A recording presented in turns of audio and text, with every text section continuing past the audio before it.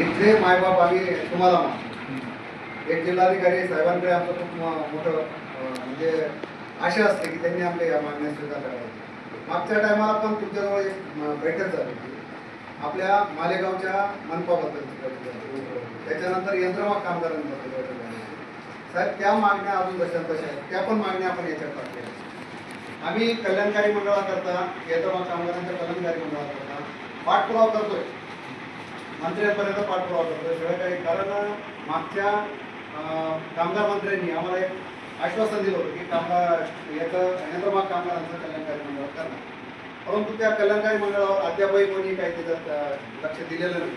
परंतु सरकारपर्यंत आमची बाजू तुम्ही मांडावी आणि कल्याणकारी मंडळाला जोर लावा।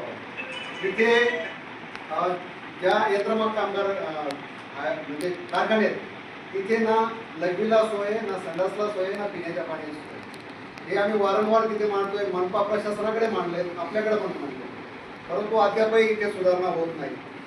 आपण एका बाजूला म्हणतोय माझं शहर आरोग्य शहर, स्वच्छ शहर या घोषणा करतो, परंतु जर जाऊन बघितलं तर मालेगाव मोठी जी गंदगी असेल ती ह्या गोष्टीमुळे असेल। कारण कामगाराला जर सोय नसली तर तो कुठेतरी जाऊन लघवी करणार, काहीतरी कुठेतरी जाऊन संडास करणार, मग त्याच्यामुळे ती परत गंदगी वाढते। तर माझी विनंती आहे कळकळीची की हा पहिले आपण इथे अजेंडा राबवला पाहिजे। ज्या कारखानदाराने शौचालय बांधलं नाही त्याचं कारखान्याचं जे रजिस्ट्रेशन आहे ते रद्द केलं पाहिजे। दुसरी गोष्ट असं आहे की आम्ही किमान वेतनाची वारंवार मागणी करतो इथे।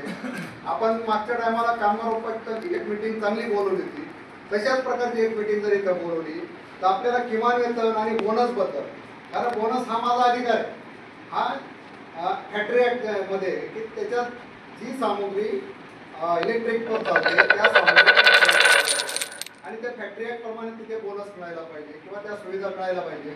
आता काल परवाची गोष्ट आहे, मला वाटतं एका यंत्रमाग कामगाराला डायरेक्ट